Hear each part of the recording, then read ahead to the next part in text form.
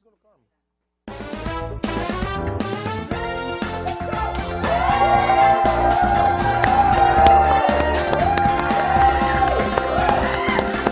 Magandang hapon, Pilipinas at buong mundo.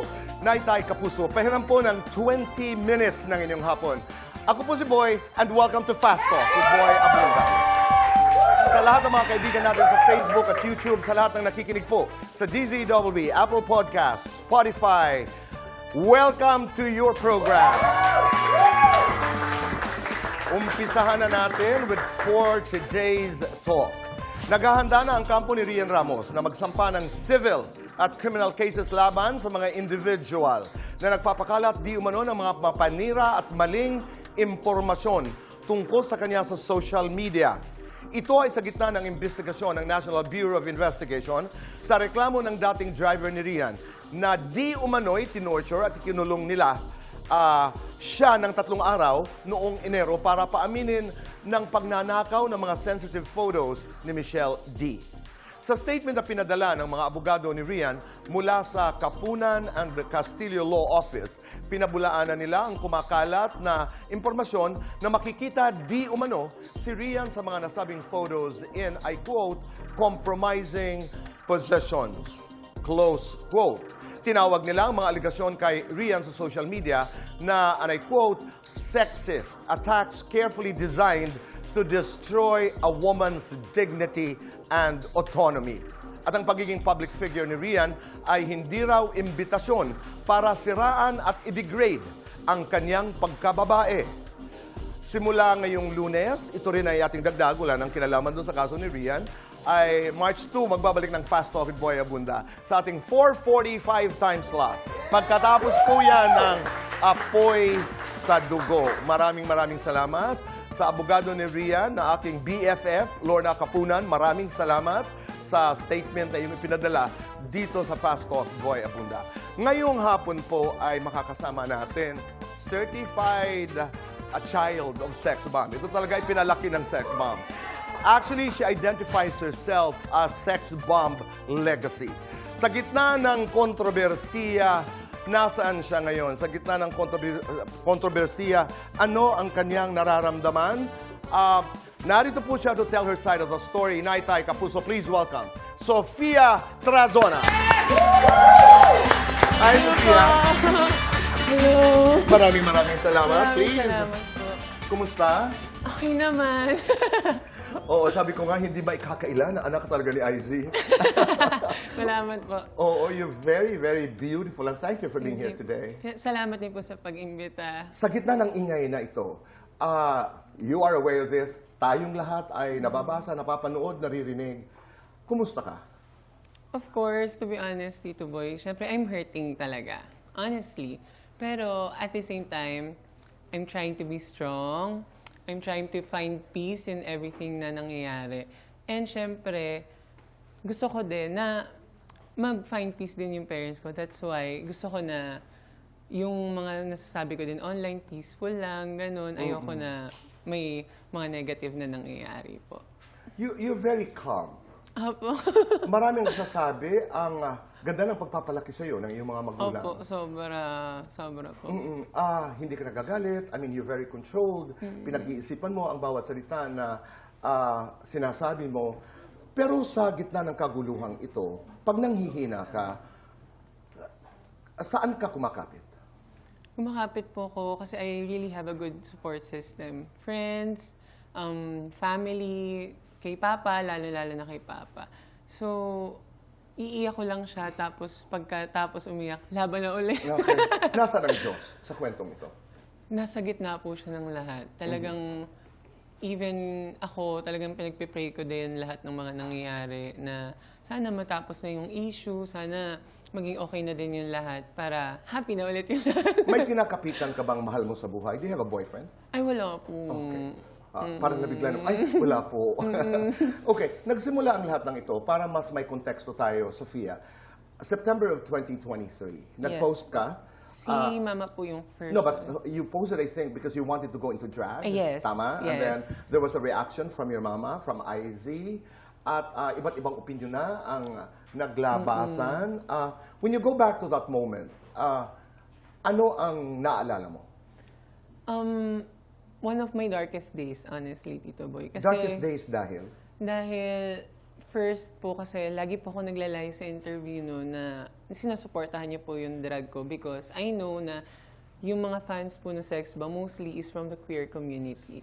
So pag nalaman po nila na hindi po sinusuportahan ni Mama yung pagdadrag ko, baka po mag-iba po yung tingin nila kay Mama and ayoko po mangyari yun. Napag-usapan niyo yan ng mama mo? Yung That you pagdadrag were ko po, lying about how she was reacting to your being a drag artist. yes, napag-usapan po namin din yung pagdadrag ko. Pinakita ko pa din po sa kanya yung workplace ko. Ito yung ginagawa ko, ganun. Tapos, na-explain ko na din na po sa kanya na I'm living responsibly well. Wala naman po akong tinatapakang tao. Ano ang reaksyon ng mama tuwing sinasabi mo yan? Ayun, basta I trust you. Ganun, lagi po siyang ganun. Ma-I love you kayong dalawa. Sa chat lang po, sa text. Pero sa personal, hindi po masyado. Pero nag-I love you kayo sa chat, sa messages. Yes. Oo. Mula nung 2023 hanggang ngayon, kumusta ang relasyon yung dalawa? Like all relationships po, syempre, naging rocky din po yung relationship Because namin. of Because of getting into drag? Yes. And hindi naman po talaga, wala naman pong perfect na relationship. Pero ngayon, we're trying to be in a good place na. And we're both in a good place na with our relationship. You are in a good place dahil iniiwasan yung pag-usapan, yung pagiging drag artist? Ay, hindi po. Kasi lagi po namin nire-reaffirm yung love namin sa isa't isa. And that's the way you do it. Yes. But does she approve of your being a drag artist now? Now, I'm not sure po. Hindi nyo na, yun ang sinasabi ko, na hindi po nyo na namin, pinupuntahan yung mahirap pag-usapan, Opo. but instead, ina-affirm nyo yung pagmamahal nyo sa isa't isa. Yes. 2002, kasagsagan, kainitan, peak, hindi peak, pero nag-peak ang sex bomb, naalala ko yun.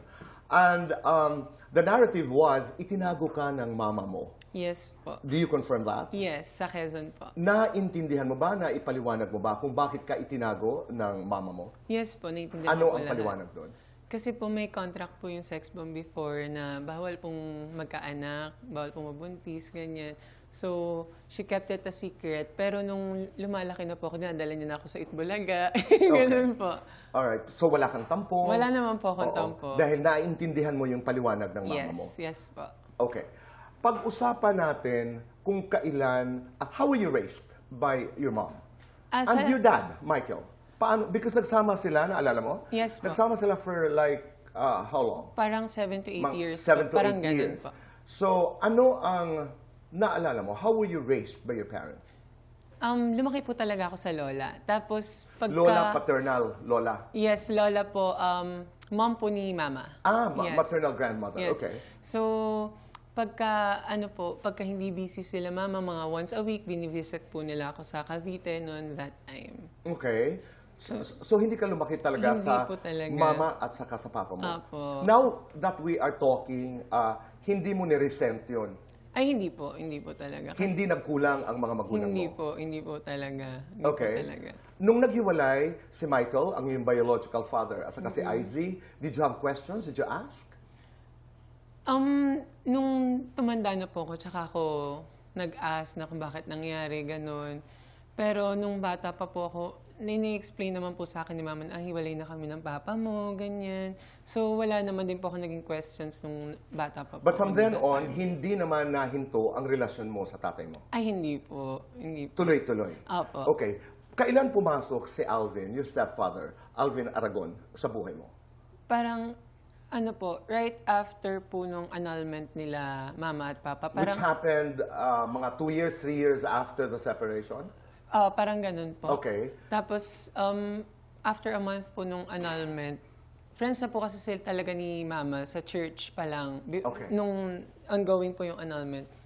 Then, after po nung annulment... Church meaning victory? Yes, Okay. victory po. Magkaibigan na si Alvin at saka ang mama mo? Yes po. Okay. Tapos after po nung, parang a month ata after annulment, nanigaw na po ata si Alvin kay Mama nun that Take me time. back to the very first time na nag-meet at nakita mo si Alvin. Nung una po, okay po ako sa kanya. I mean, up until now, okay naman po ako sa kanya as long as minamahal niya naman si Mama. Okay ng ba siya tama. sa'yo? I feel naman po na okay siya sa akin. Okay. Yes. So, kumusta yon? Kumusta yung relasyon na yon? Wala po talaga kaming constant communication ni Alvin. Kay Mama po talaga ako nagre-rely. Oo, pero In one of your interviews, you claimed na sinabi mong isang beses sinakal ka ni Alvin. Yes po. Ano ang kwento doon? Christmas rush po noon, as in 1 week before Christmas, bumabiyahe po ako from Cavite to Mandaluyong everyday for 4 months kasi po natanggal po kami sa condo, napalayas po kami sa condo sa Mandaluyong. Yung school ko po nasa Kayo, Mandaluyong. ibig sabihin sino? Yung family po namin, ako, si Mama, yung 2 kids, si Alvin. Okay. Then, nung napalayas po kami, tumira po kami sa Cavite sa... Napalayas kayo dahil sa kakulangan ng Yes pera? po, financial instability po. And, ayun po, so, kailangan ko po bumiyahe every day from Cavite to Mandaluyong and vice versa, just to go to school. Ngayon po, Christmas rush, December, a week before Christmas, na-late po ako ng uwi kasi bumili po ako pang exchange gift. And sobrang haba po ng pila sa terminal, wala pong masakyanan ng mga van. So, na-late po ako ng uwi. Nagalit po sila sa akin. Ayun, kaya po, nung nagalit siya, siguro hindi niya na din po napigilan. But he eventually explained. Nagpaliwanag si Alvin. Yes po. Did he apologize? Yes, nag-sorry naman po Okay. siya. Nalaman ito ng mama mo. Alam po ni Mama, yes. Anong sinabi ng mama? In-explain niyo na lang din sa akin na pasensya ka na kasi mainit lang din Okay. talaga yung ulo, ganun po. Napakainit ngayon ng mga pinag-uusapan dahil nga sa mga binitawang statements ni Alvin. Una na dito yung pagiging gay, pagiging queer in Yes. our language. No? Ito hindi, mga paraphrase po ito sa mga sinabi ni Alvin. Sinabi niya na hindi naman tama maging bakla dahil hindi yan bahagi ng kautusan ng Diyos. He would even quote some biblical verses. Pag sinasabing hindi tama, mali ang pagiging bakla, ano ang nagiging reaksyon mo today? First is, it's painful, not just in my part, but our part. Kasi this is not the first time na narinig natin siya. Not from him, we also heard it from other people. Thank you for saying that. Hindi lamang po si Alvin ang nagsasabi Yes. nito.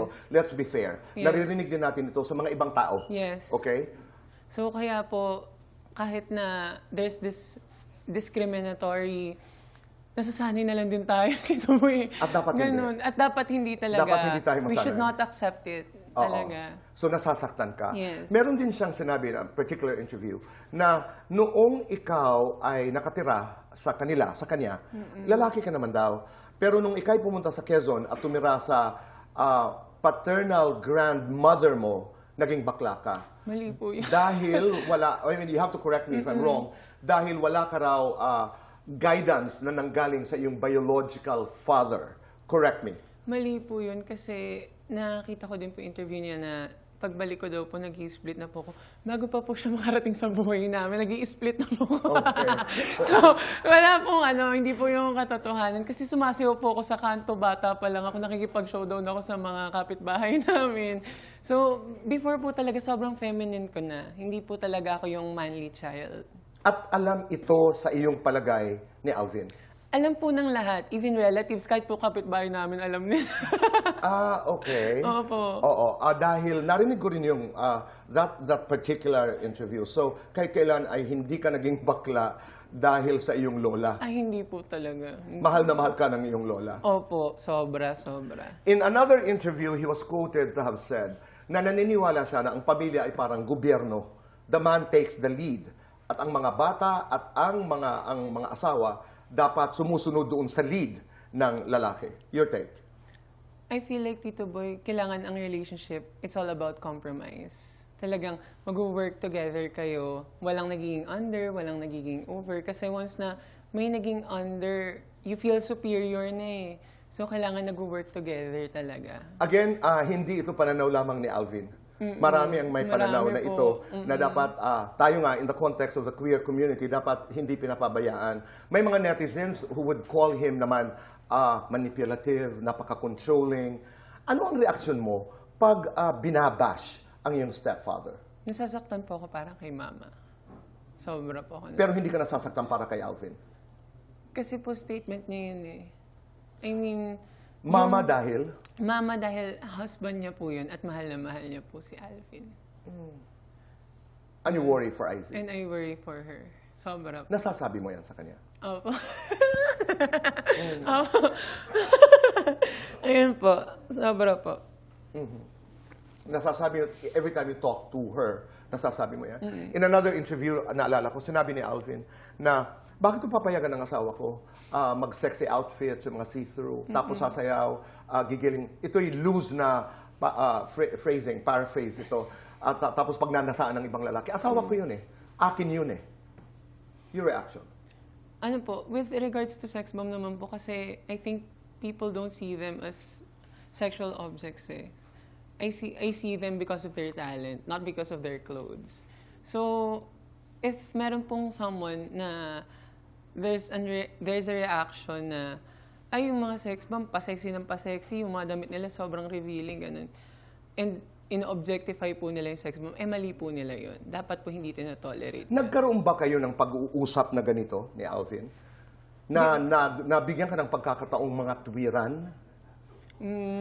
Wala po. Kay mama po talaga ako nag-realize sa lahat. Okay. May isa pang, I remember also another interview kung saan sinabi ni Alvin na hindi niya na-appreciate, well, he was criticizing your biological father, si Michael Navarro, dahil tanggap ka bilang anak. At dito, nag-mention siya ng mga pangalan, mga kaibigan natin na walang kalaban-laban dahil hindi naman kasama sa pag-uusap. Ian Veneracion, Kay Brosas, Glock 9. Ano ang naging reaction mo nung narinig mo yon? Nagalit po ako, honestly. Nagalit ka? Kasi he shouldn't criticize yung relationship namin ni Papa kasi amin yun eh. Amin lang yun. At hindi siya kasali na. Even yung relationship ng mga artists with their LGBTQ childs, relationship din nila yun. Dapat hindi na po natin ginagalaw. Kanino mo sinabi yung galit mong ito? Did you tell your mother that you were angry? May sinabi po ako sa kanya na bakit naman ganito yung atake niya, gano'n. Gano'n. Tapos nag-sad react na lang si Mama. Alam niyo po, Naitay Kapuso, for us to, where is the statement of for us to understand, Alvin better, we actually spoke to a pastor. We actually spoke to a pastor ng Victory Church na sana'y maya-maya lamang ay mabasa natin. Do we have it? Dahil gusto namin talaga mas maunawaan. Opo. Oo, kung ano ang pinanggagalingan ni Alvin. Katulad ng sinabi mo kanina, hindi lamang ito pananaw ni Alvin, pananaw ito ng ilang tao, maraming tao. Yes. At tayo naman, responsibilidad din natin sa ating hanay, sa ating komunidad, na ipagtanggol at ibahagi ang ating nararamdaman. Do we have it, Ards? We'll have it later. Okay, we'll have it later. Babasahin natin yung statement ng pastor na aming nilapitan para mas maunawaan namin ang pinanggagalingan ng lahat ng statements na ito ni Alvin. Ito ang tanong ko. Palagay mo ba, Sofia, dahil sa you identify yourself as a trans girl? Yes po. Dahil ikaw ay trans girl, pupunta ka sa impyerno, at dahil I am queer, I'm a gay man, I'm gonna go to hell? What are your thoughts? Ang kasagutan sa pagbabalik po ng Fast Talk with Boy Abunda.